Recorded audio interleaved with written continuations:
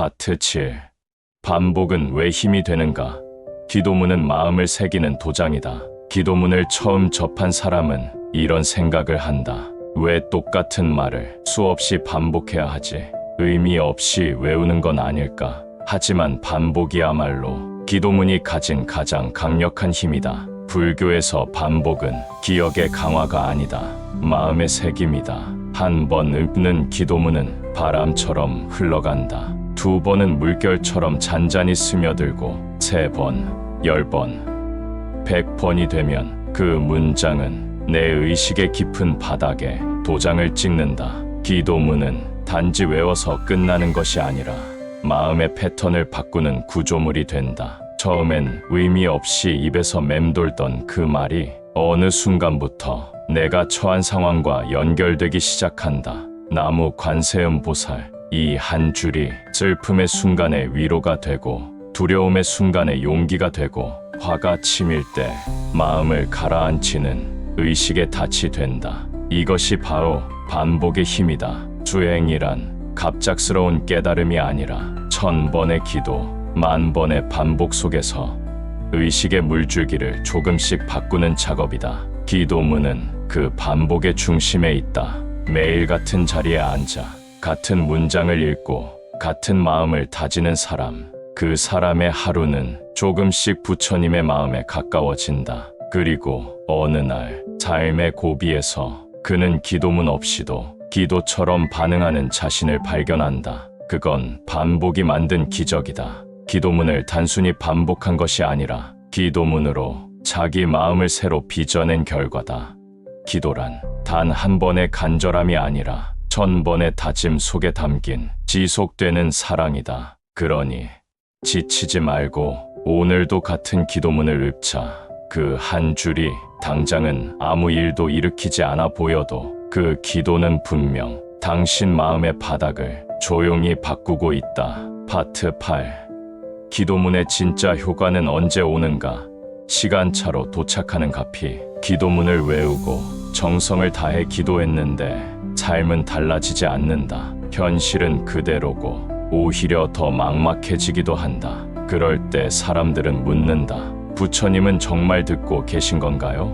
왜 아무 변화도 없나요? 기도문은 결국 소용없는 걸까요? 하지만 그 질문 속엔 한 가지 간과된 진리가 있다. 갚이는 시간차로 온다. 기도문의 효과는 바로 오지 않을 수 있다. 그러나 반드시 온다. 다만 그 방식과 시점은 기도자가 정할 수 없다. 기도는 내가 원하는 방식으로 세상이 바뀌는 주문이 아니라 내가 모르는 방식으로 세상이 조율되는 신호다. 기도는 쏘아 올린 파동이고 갚이는 그것이 닿을 인연이 정확히 맞춰졌을 때 도착한다. 마치 편지를 붙이고 배달을 기다리는 것처럼 그 편지가 도착할 땐 우리는 잊고 있었지만 그 편지는 늘 제 길을 따라가고 있었던 것이다. 기도문은 법계에 띄운 마음의 봉투다. 그 봉투는 시간이 지나 가장 필요한 순간에 가장 적절한 방식으로 당신에게 돌아온다. 그래서 불교는 말한다. 기도는 바로 응답받지 않아도 이미 시작된 감흥이다. 기도의 응답은 기적처럼 찾아오는 날도 있지만 대부분은 알아차리지 못할 만큼 조용히 스며든다. 예전엔 버겁던 일을 이제는 담담히 해내고 있는 자신, 불안하던 관계가 조용히 회복되고 있는 상황, 무너졌던 마음이 다시 중심을 잡고 있는 느낌, 이 모든 것이 기도문이 남기고 간 시간차 가피의 모습이다. 그러니 기도문을 읽고도 아무 변화가 없다 느껴질 때 이렇게 말하자. 가피는 지금 내 삶으로 오고 있는 중이다. 그 믿음이 기도를 더 깊게 만들고 그 깊이 속에서 부처님의 자비는 언제나 가장 좋은 타이밍으로 응답한다. 파트 9. 기도문은 나를 바꾼다. 현실보다 먼저 바뀌는 마음. 사람들은 기도문을 읽으며 세상이 바뀌기를 바란다. 고통이 사라지기를, 문제가 풀리기를, 갈등이 정리되기를 원한다.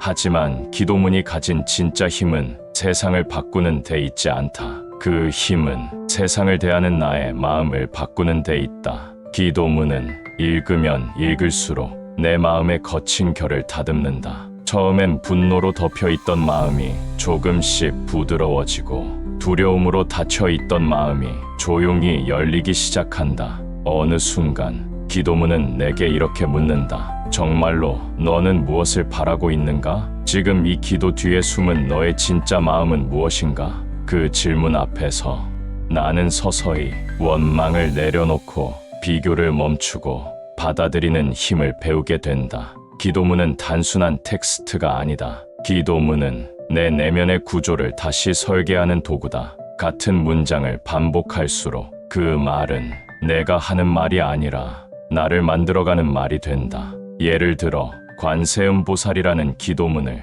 하루 1000번 읽은 사람이 어느 날 분노 앞에서 무릎 꿇지 않고 상대에게 자비의 눈빛을 보낸다면 그건 기도문이 현실을 바꾼 것이 아니라 그 사람의 반응을 바꾼 결과다. 기도문은 현실보다 먼저 내 안에서 작동한다. 내가 바뀌면 현실도 바뀐다. 왜냐하면 현실은 늘 내가 어떻게 느끼고 반응하는가에 따라 색깔을 달리하기 때문이다. 기도문이 나를 바꾼다는 건 기도문이 내 삶을 더 단단하고 더 유연하고 더 깊은 방향으로 이끌고 있다는 뜻이다.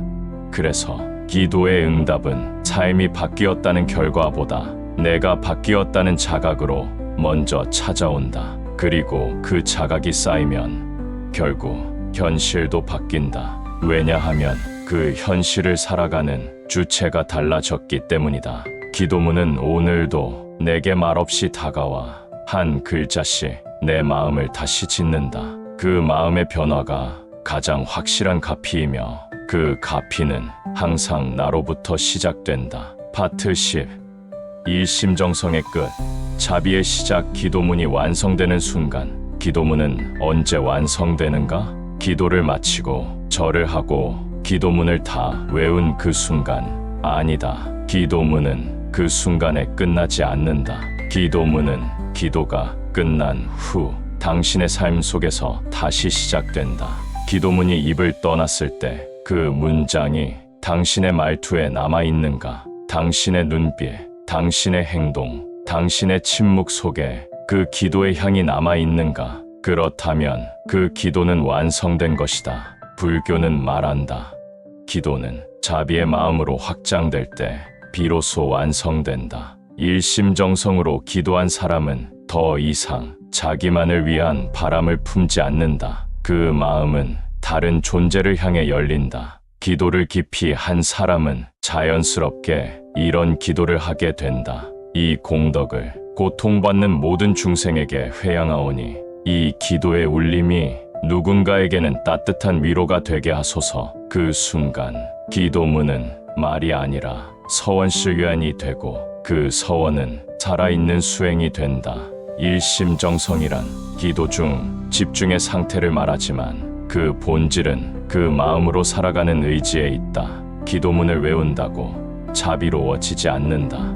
하지만 기도문 속 자비의 정신을 품고 살아가면 삶 자체가 하루하루의 기도문이 된다. 당신이 화낼 수 있는 순간에 잠시 멈추고 남을 비난하려는 마음이 올라올 때 조용히 숨을 고르고 누군가를 이해하려 한 걸음 더 다가가려 할 때 그 순간이 기도문의 문장이 현실이 되는 찰나이다. 이제 묻자. 나는 기도문을 입으로만 외우고 있는가?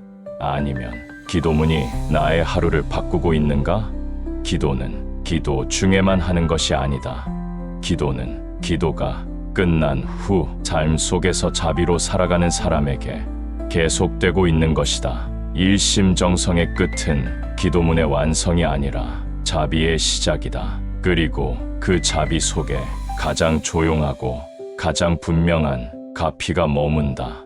오늘도 기도문을 손에 들었다면 기도가 끝난 후의 하루도 기도처럼 살아가자. 그렇게 살아가는 사람에게 부처님은 언제나 함께 하신다.